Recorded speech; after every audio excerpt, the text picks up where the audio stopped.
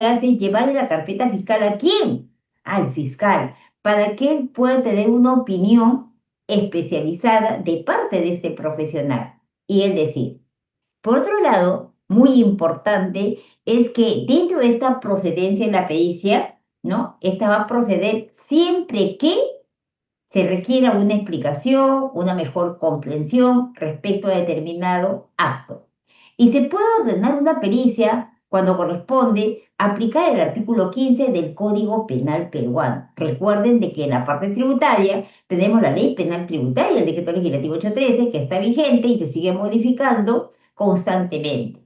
Por otro lado, en todos los casos no va a regir las reglas de la prueba pericial para quien declare sobre hechos que conoció espontáneamente. Así utilice para informar aptitudes especiales, que poseen una ciencia, arte o técnica. Todo tiene que estar tipificado en una norma. Por otro lado, las competencias del perito contable radica básicamente en transformar los datos en evidencia. Y esta evidencia, transformarlo en verdad técnica. ¿Cuáles son esas competencias del profesional? Primero, conocimientos técnicos y normativos. Ejemplo, si voy a hablar de desbalance patrimonial, si voy a hablar del tema del incremento patrimonial no justificado, obviamente, de cajón, me remito al texto único ordenado de la ley del impuesto a la renta, al decreto supremo 179 de 2004F, lo matizo en su concordancia con su reglamento, con el decreto supremo 122-94EF de Economía y Finanzas, y directamente me voy al artículo 52. ¿Y qué voy a ver en el artículo 52?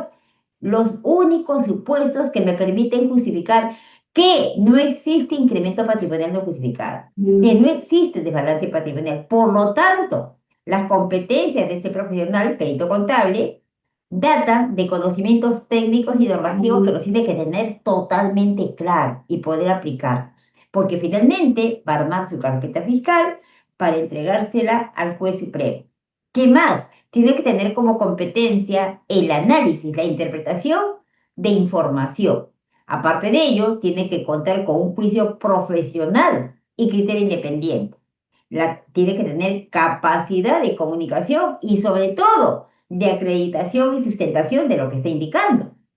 Tiene que en todo momento mantener ética, integridad y responsabilidad profesional.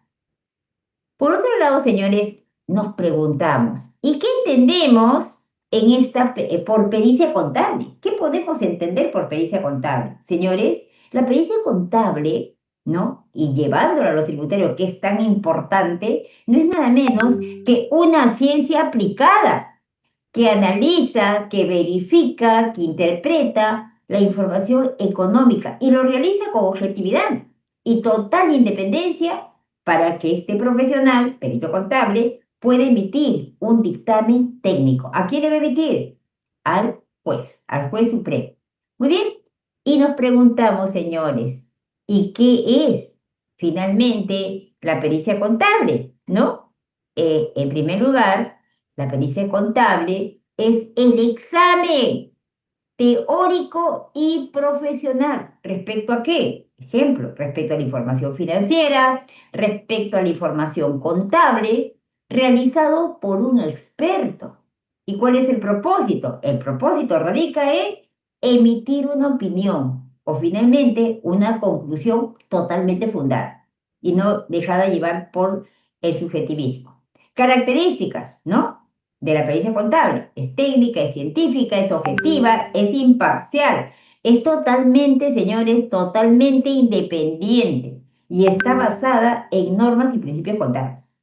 ¿Correcto? Por otro lado, también está sustentada en evidencia suficiente y sobre todo competente. Ahora nos preguntamos, señores, ¿y cuáles son los factores que tenemos que tomar en cuenta para el tema de una pericia contable? Primero, planificación, es decir, la definición del objetivo, el alcance, los recursos y cuál va a ser mi estrategia de trabajo. Factor número 2, ejecución, es decir, la obtención y el análisis de evidencia contable y sobre todo documentación totalmente acreditada. Factor número 3, la evaluación, señores. La evaluación data de una verificación, de una conciliación, de un análisis de la información con hechos totalmente comprobados, con bases teóricas y normativas. Por otro lado, tenemos el factor dictamen, que en el dictamen tenemos la emisión del informe pericial de la carpeta fiscal, donde vamos a poder ver conclusiones, opciones y fundamentos técnicos. Todo tiene que ir en orden, todo tiene que ser metodológico. Y el último punto, el último factor es la sustentación. La sustentación no es nada menos que la exposición y la defensa del dictamen ante la autoridad judicial o ante la autoridad administrativa. Nos preguntamos, ¿para qué sirve un peritaje? Porque aporta pruebas técnicas en procesos judiciales, en procesos administrativos, en procesos arbitrales. Y sobre todo, señores, es vital contar con una pericia contable porque aclara controversias, aclara contiendas, aclara litigios, ¿no? Con base contable y financiera. Y también de pronto está lo laboral. Asimismo, gracias a la pericia contable, esta se apoya sobre todo la toma de decisiones en base a información totalmente confiable. Entonces, en esta sola lámina podemos entender, ¿no? De qué hablamos a remitirnos al tema de pericia contable, señores. Pericia contable. Ahora, lo mínimo que hay que conocer es algo mínimo, pero obviamente son más normas que a lo largo del curso de peritas de contabilidad tributaria lo vamos a ver a detalle con casos prácticos y con su base legal. Primero, la Constitución Política del Perú. ¿Y qué me dice el artículo 2? Derechos fundamentales de la persona. ¿No es así? ¿Y qué me dice el numeral 24, inciso G? Nadie está obligado a hacer lo que la ley lo manda, ni impedido de hacer lo que ella no prohíba. Y en ese mismo numeral 24, capítulo F, nos hablan del derecho de defensa. Por otro lado, nuestro Código Procesal Civil, desde su artículo 194 al 197, que nos habla básicamente de los medios probatorios, de la prueba pericial. Nuestro Código Tributario, nuestro texto único ordenado, el Decreto Supremo 133-2013-F, que básicamente en su artículo 164 nos habla de los medios probatorios, en el 175 de la valoración de la prueba, y aparte, como lo vamos a ver con implicancia tributaria, el artículo 173 hasta el artículo 178 nos habla de las infracciones tributarias. Artículo 273, infracciones a RUT. 174, infracciones a los comprobantes de pago. 175, infracciones a libros y registros. 176, infracciones referidas a declaraciones de carácter determinativo, PDT, planilla electrónica, PDT Plame, PDT 621 IGB Renta, PDT 617 otras retenciones, etcétera, etcétera, etcétera. Y las declaraciones de carácter informativo, DAO, COAP, estudio de precio y transferencia, beneficio final, etcétera. Artículo 177, no comparecer cuando la administración me lo requiera. Infracción. Artículo 178, conocido como infracción por declaración de cifras o votos falsos, retener y no pagar dentro de los plazos establecidos. Y la norma antielusiva, la norma 16 romanos del título preliminar del Código Tributario. Vamos a ver también, con casos prácticos, la ley 28951, que nos habla de la ley de actualización de la Ley General de Sociedades, vital en su artículo 528, respecto al examen de la administración, al peritaje contable. La ley 28806, la Ley General de Sociedades, que en todo momento vamos a ver quién es una persona jurídica, qué tipos de personas jurídicas hay, ¿no? Y el derecho de información y examen de libros, que indica su artículo 132. Las mías, señores, que deben tener claro todo interesado en auditoría financiera. La mía 500, evidencia de auditoría. La mía 620, norma internacional de auditoría. Utilización del trabajo de un experto. Recordemos que el peritaje contable es realizado por el experto profesional. Y el Código de Ética para Profesionales de la Contabilidad, conocido como el IES-BA. Señores, es importante enfatizar que claro está que la SUNAT es la entidad facultada para determinar un desbalance patrimonial o incremento patrimonial no justificado. Pero el perito oficial también puede encargarse de este proceso y para ello suele emplear los métodos y el proceso establecido en el artículo 52 de la Ley del Impuesto a la Renta, que nos habla de los diferentes supuestos que me permiten acreditar que no existe incremento patrimonial no justificado, que no existe desbalance patrimonial. Esto sumado a los cambios dados en el reglamento de la Ley del Impuesto a la Renta.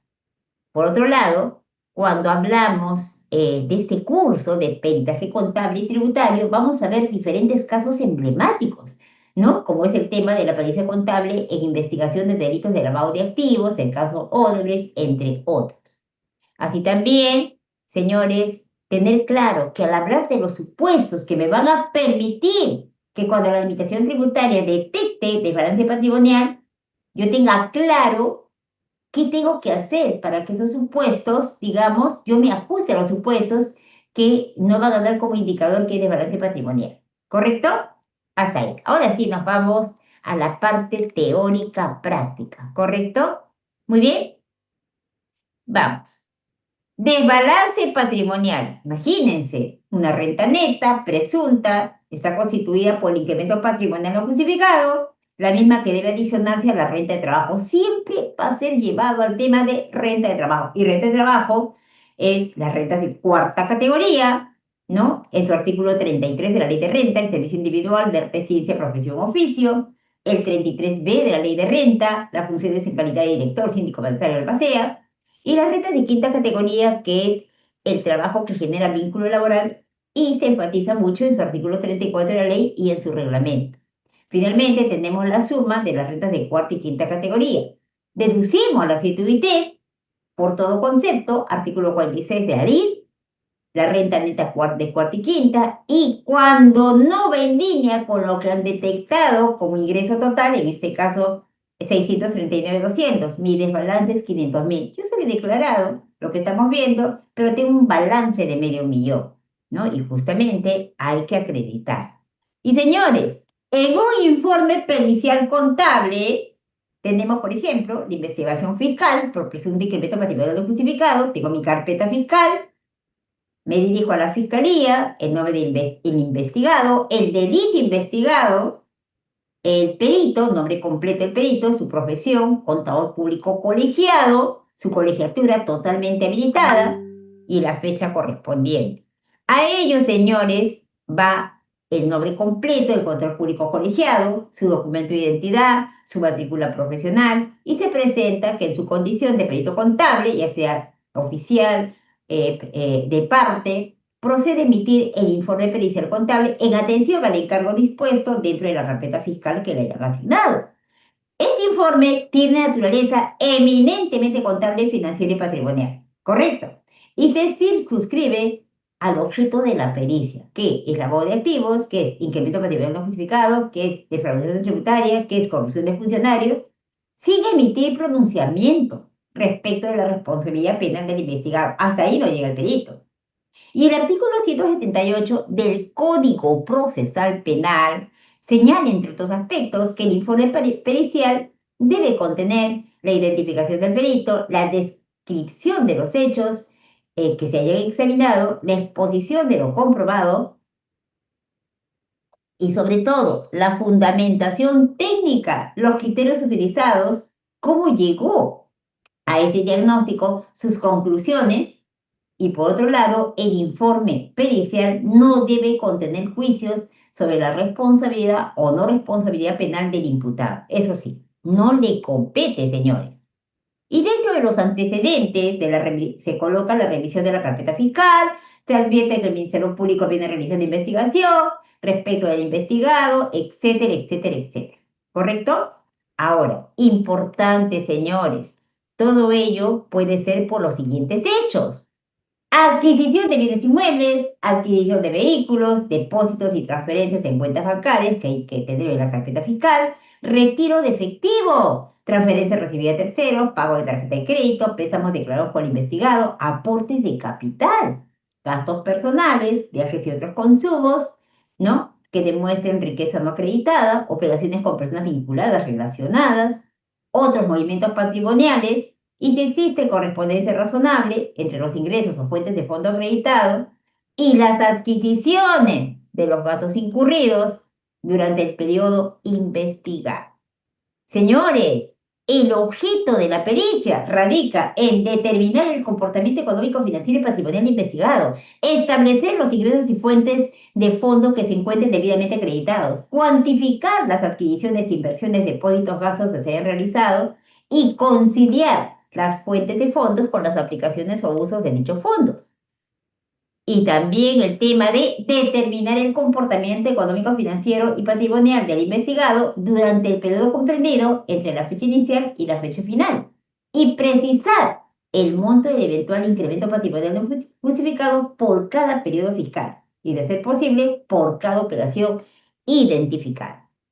Señores, artículo 52 de la Ley del Impuesto a la Renta, ¿no? Me habla de los supuestos que me permiten acreditar que no existe desbalance patrimonial, que no existe incremento patrimonial no justificado. Y ese incremento patrimonial no justificado, o conocido también como desbalance patrimonial, constituye nada menos que una forma de determinación de la obligación tributaria, consistente en detectar el aumento de la riqueza, que no puede ser acreditado por las personas naturales, porque finalmente se les cataloga como rentas de trabajo para este caso. ¿Desde cuándo está vigente? Desde el 1 de enero de 2023, señores, porque este decreto legislativo 1527, ¿no? Entra en vigencia a partir